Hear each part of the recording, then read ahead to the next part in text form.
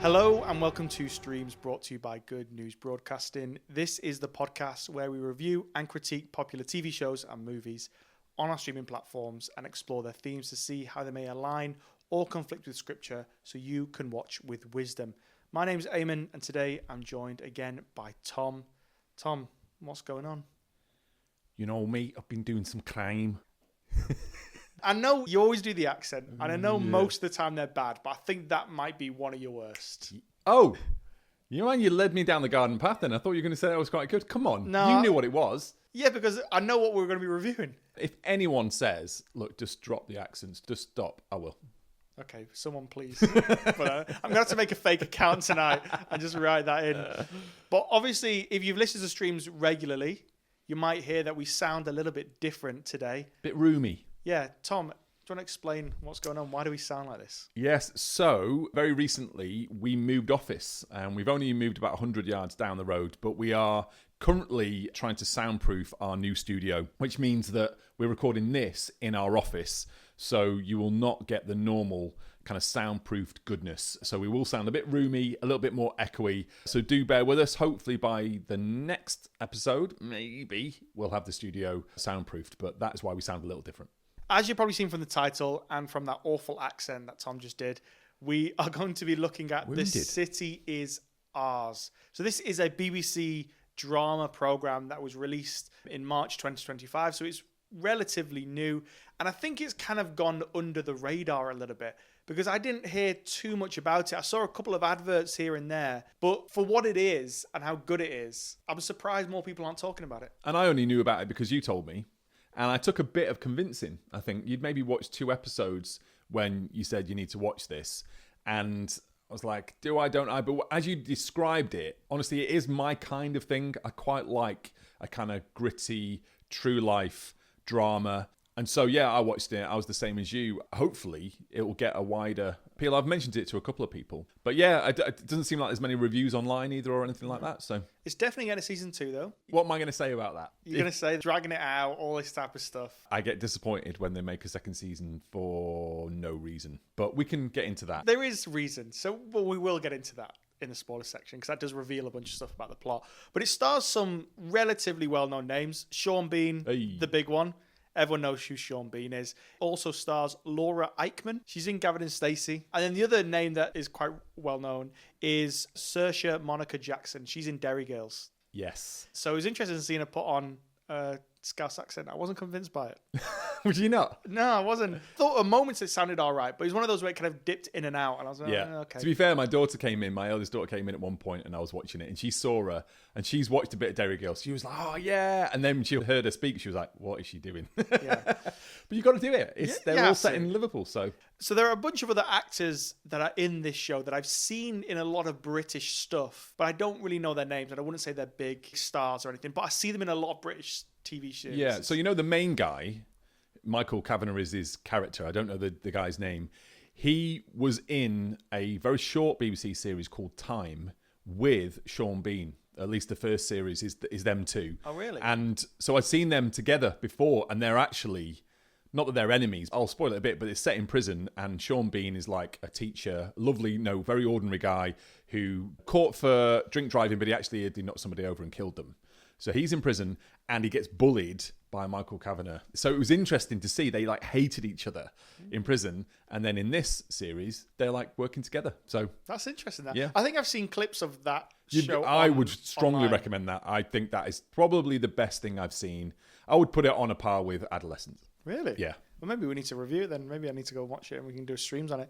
Why don't you tell the punters what this show is about? This City Is Ours is a gritty crime drama set and filmed in Liverpool. It revolves around Michael Kavanagh, who's the second in command of a big drug gang. As his relationship with his girlfriend, Diana, gets more serious, the tensions at home and in the gang begin to increase. There's lots of stuff about ambition and pride and greed versus loyalty. The one thing I will say, though, in the non-spoiler section is Michael's missus, you say that her name's Diana. Yep. She looks like she's from the 1920s. What I mean is, right, when you look at photos from the 1920s, people have always got a specific shaped face and a specific haircut. And it just looks like her. She doesn't look like a modern woman. If you told me that somehow she had time traveled from the 1920s to right now and she's acting in this show, I think I would probably believe you. Yeah. Because she just does not have a modern face. It's kind of a bit moon-shaped. And the hairstyle is like proper 1920s jazz singer type vibe. Every time I saw her, I just kept thinking that. Yeah, I don't disagree. And if nothing is by accident in films and series, which I think that's what we're led to believe, then that must have been for a reason, because she dresses very different as well. And in many ways, acts different. She is seemingly, I wouldn't say upper class, but she's got a good job and looks like a young professional and dresses much better than everybody else who's a little bit rough and ready. And so I wonder if that's a purposeful thing. When you look at Michael and Diana, they're not an obvious couple. And they never really answer the question of how they got together and how would they meet. This guy, Michael Kavanagh, is basically a drug dealer, very high level and very good at it. And she works in a very high-end restaurant and maybe hotel. But how in the world did they come to be a couple? I don't know. So, yeah, you're right. And you mentioned that before, and it's obviously still on your mind. You just can't. It's interesting, though, because I just thought about it from a very surface level, like she's just got a weird-shaped face. Whereas you've taken it to a whole deeper level there. I was like, That's wow. a different way of selling it. I was like, that makes sense. That makes sense that they might have done that on purpose. Everything's for a reason. Oh, a bit Calvinist of you. Whee! Shout out to the Calvinists if you're listening. Everything's ordained by God. Good Christian joke. Love it. Whee. Wow. Because we want to get to the spoilers to talk about the nitty-gritty stuff of this show. So we'll jump into the rating. And so if you've never watched streams before, essentially we rate it on a scale of 1 to 5. And essentially saying 1 is do not watch this as a Christian. It's bad, not going to be good for your faith. Whereas a 5 is super safe, happy days. So on that scale of 1 to 5, where would you put it? I'm going to go on the fence 2.5, and I could possibly be stretched to a 3. I think there is some dark themes. It's gritty. The language is pretty rough. There is some violence, but actually not a whole load. It could have been much more. There's a lot of threat of violence and a lot of insinuation and what could happen. But actually, there are really just a few scenes that are violent. Aren't particularly graphic, but it depends. Again, that's a spectrum, isn't it, for different people. The reason I would warn Christians is the worldview. The worldview that I found in this series is you are rooting for a drug dealer who is up to no good.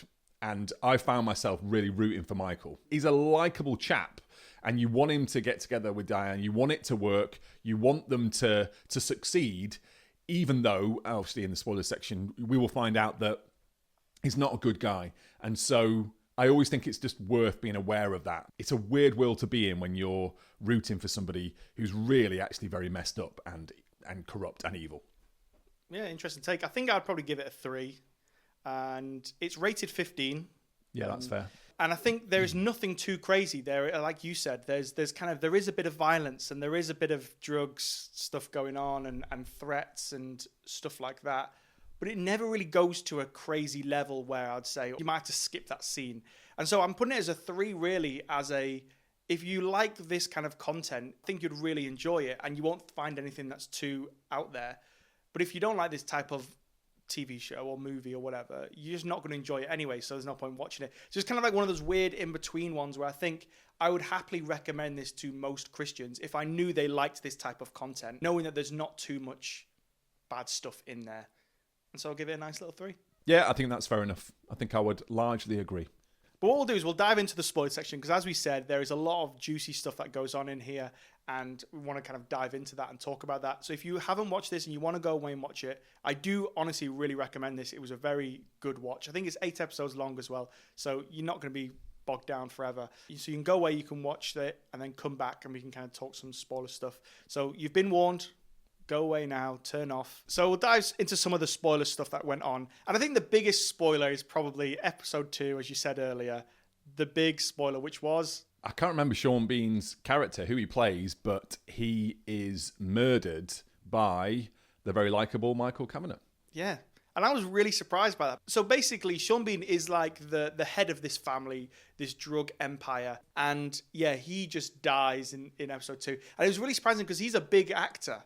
Yeah. And so I was really surprised that they just killed him off. so quickly, because you're thinking if you're paying the big bucks for this guy to come in, surely you want him to kind of be throughout the whole series. But maybe they just brought him in for the advertising, because that would maybe bring more viewers in, because there are lesser known actors kind of in the rest of the show. I have to say, you got to have a lot of respect for the director. You know, in films, there's like threat of danger for your lead character or one of the lead characters. You know, like Harry Potter, episode 2. Oh no, is he going to survive? Yes, we know he's going to survive because there are 8 other books. Like, you know what I mean? And so I think you kind of presume your main lead characters, whatever happens, they're going to be all right. And he really isn't all right. And it is interesting that the reason he'd done that, because again, from what you get, Michael does like Ronnie. You could even argue that he kind of loves him, but he's in a situation where Ronnie, Sean Bean's character, is really lining up his son to kind of take over, which means that Michael, all the work that he's done, he's second in command. He's up there, and in many ways, he's really running the whole thing. And so he's going to lose out on the job that should be his, which is really the head of the gang, to Ronnie's son. And so he feels in a position that he has to take action. He's thinking he's not going to do it. And he does. And obviously, Michael's girlfriend, Diana, actually watches him do it from a hotel room. And so that's a huge issue in their relationship as well. It's interesting that bit as well, because Diana is, as you said earlier, just a normal woman. She's not grown up in this family. She's not been around for a while. So she's not seen the terrible things that these gangsters have done. And so I think she's almost kind of like blinded herself from the realities of what her fella actually does day in and day out. And so like this is one of the first moments where she sees him do something that's really bad. And you kind of see her, she's really wrestling with it as well for kind of the subsequent episodes of like really trying to deal with the fact that she's seen her man just kill another fella.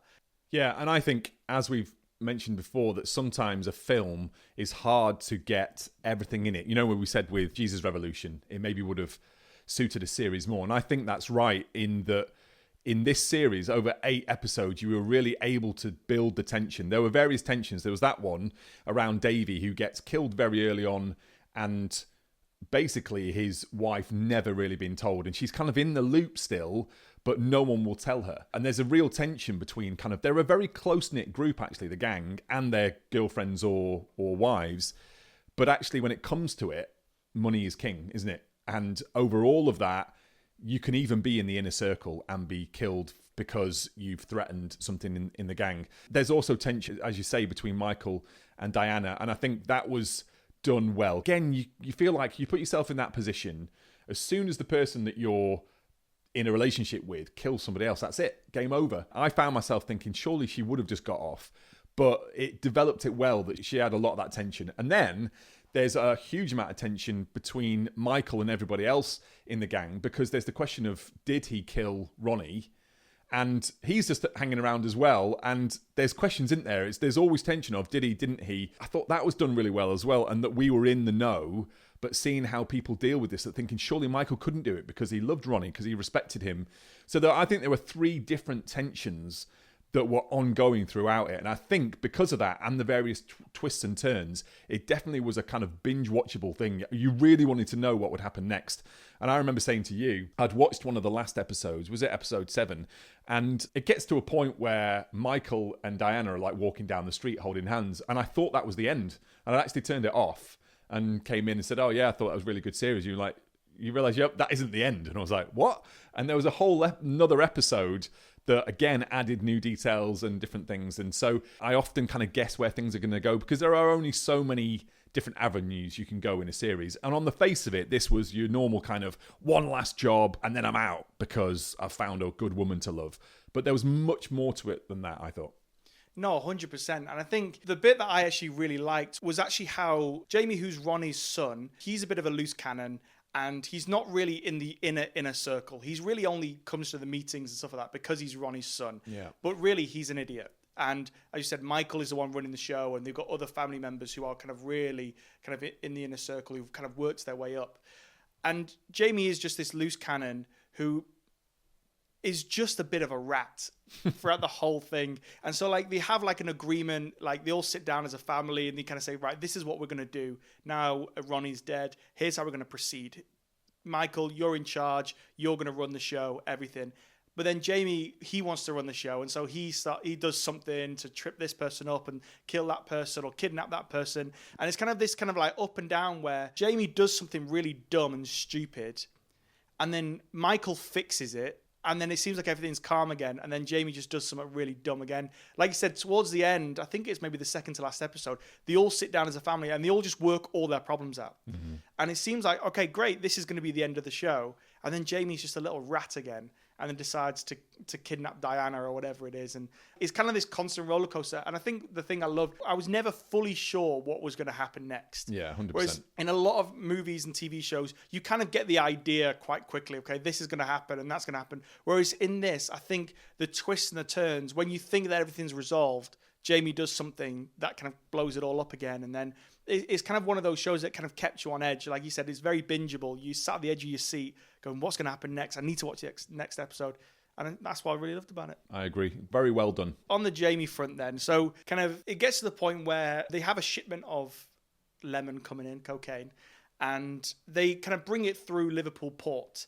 And there is one of the inner circle, his name's Davey. He's in charge of the port, basically. So he knows some people here who work in the port. He's got connections in there.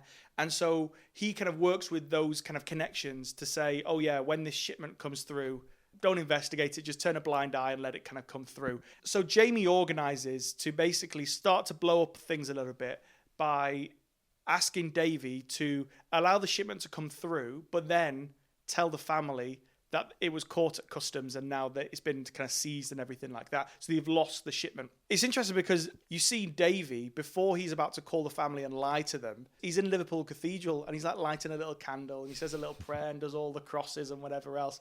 And then he goes to deceive the family. And it's just like a weird trope that I see at a lot of kind of, you know, stuff like these kind of gangster stuff where they're trying to portray it as them wrestling with faith and stuff like that. I just don't think that's what it is. And you see it in the world, don't you? People who believe in God, they believe in Jesus to an extent, but they're just terrible people. And because of their kind of whole forgiveness thing, they think they can just kind of get away with stuff and because they've just asked for forgiveness. And that somehow they're going to be all right in the end. I do think there are a lot of people, for them, faith is kind of superstition. And, you know, where that scene with Davey, it did remind me of the time when I was working in a young offenders prison. And how many guys who didn't feel any responsibility to go to chapel or to read the Bible or do anything that the Bible said, but just to have been brought up in it and just to kind of be, I'm Catholic because I've been christened, or I'm Christian because I was baptized as a baby, or whatever it is. I do think that is a section of people. And they're probably the type of people that put down Christian on the census. There's a sense, isn't there, that we know that as redeemed people, full of the Holy Spirit, we can and still do things wrong. But there is a sense of the kind of a lack of conscience, a lack of like, I'm aware that that's wrong, and feeling it in yourself and asking for forgiveness and saying, I'm going to do better. If there is none of that, there is genuine questions in there to whether you're saved. And so him doing that was a kind of, I just thought, I've seen lots of people do that, and even people in my community, maybe the same as you, that it's kind of like, no, I don't have to go to church. I can believe in God if I want type of thing, almost like a lucky charm or a rabbit foot or, I don't know, a dream catcher. This idea of you might as well just cover all bases. You know, there's a school mum that I know who doesn't go to church, prays every night, but also goes to a fortune teller once a month. You're like, there's something really wrong there, but it's a kind of grab all, isn't it? We're in this culture where you kind of just a little bit of this, a little bit of that, pick and mix spirituality, why not? And so that for me, I thought it's actually fairly realistic. From kind of the show, what did you kind of pick up on? Anything that kind of stuck out to you? Yeah, a couple of things briefly. First, I guess the love of money, which we've already mentioned. But if you remember back to the first scene where Ronnie is on the golf course with all the boys, all his gang, and he takes Michael aside and says, look, I just want to make more money. Now, he's already a rich man and already doing very well, but he's thinking about retirement. And I just thought, you know, again, we're not in the same situation. We're not talking about the same type of figures that Ronnie and Michael are, but that kind of pervasive nature of living in the world where we do need money. We need money to buy things, to give, all that stuff. I just thought it was really sad that really at the root of the whole series was a desire for more, and that led to a breakdown of family, to murder, to all that kind of stuff. And so a reminder again that money causes a lot of issues, and maybe not as graphic as in this series, but we always need to be aware of the hold that money has on us. And the second thing was, can people change? And I was thinking about this, that Michael, it's really the question is, can he change? Can he lay down this life that he's lived for so many years? He's a violent criminal. He's a drug kingpin in a sense. Can he change? And it's the kind of the love of a good woman, Diana, who's encouraging him to change. But you already alluded to it, but I thought it was so key that at the end of the first series, although Michael is trying to lay it all aside, be a better person, you're right that actually Diana's changed maybe more than him. And she's actually allowed herself to put up with things that are unacceptable in her partner. This guy is a murderer, and she's willing to stay with him with this idea of change. And again, I was just struck by, in our society, in a world that is largely opposed to Christianity and biblical values, we just have to be aware of the culture that we're in. Diana gets submerged into this world of crime, and she's appalled by it, but slowly gets desensitized to it. And I was just thinking, how much could that be us as well in terms of the society that we live in, the desire for money over everything else, the lack of morals in so many things. I guess it's just a reminder again that we are desperate for people to change, aren't we? We want people to find out about the love of Jesus Christ. We also need to be aware of how we can change in the culture that we're in the friendships that we're in the society that we're in. So unless we're actively pursuing and walking with Christ, we've got to be careful that we're not walking away from him. The thing is so true, because it's really difficult to drag someone up to your level, but it's really easy for them to drag you down. Because they're trying to have a baby as well. That's kind of going on throughout the whole thing. And that is a key thing, I think they're going through IVF, I think it is. So she's looking at it saying, if we're going to have a baby, you can't carry on doing the things that you're doing and living this life, because I don't want my kid to grow up in this environment, but as well my kid to end up someone like Jamie, who's just a maniac. And so she's trying to drag him up and trying to get him out of this world. But ultimately, no matter how hard she tries, and no matter what he does as well, he's always dragged back in, and in turn drags her into it as well. And so I think it was a really important lesson of how we kind of engage with kind of what you're saying, and engaging with kind of the world and engaging with other people and things like this, and not getting influenced and dragged down by it. But before we finish, is there any final thoughts that you had on this that you want to say? No, I don't think so. I think I would be happy for it to end on a one series. I think it was done well. It was really watchable.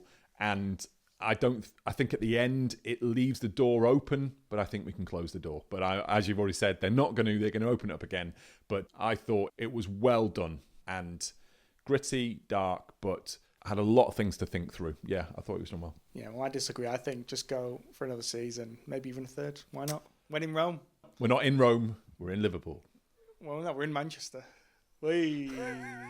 Well, thanks so much for joining us here today on Streams. And if you have watched This City Is Ours, or you're going to watch This City Is Ours, we'd honestly love to hear your thoughts, because we really, really enjoyed this show. So we'd love to know what you think. And if there's anything that you want us to check out on future episodes, we're all ears. You can get in touch by emailing us at info@gnba.net.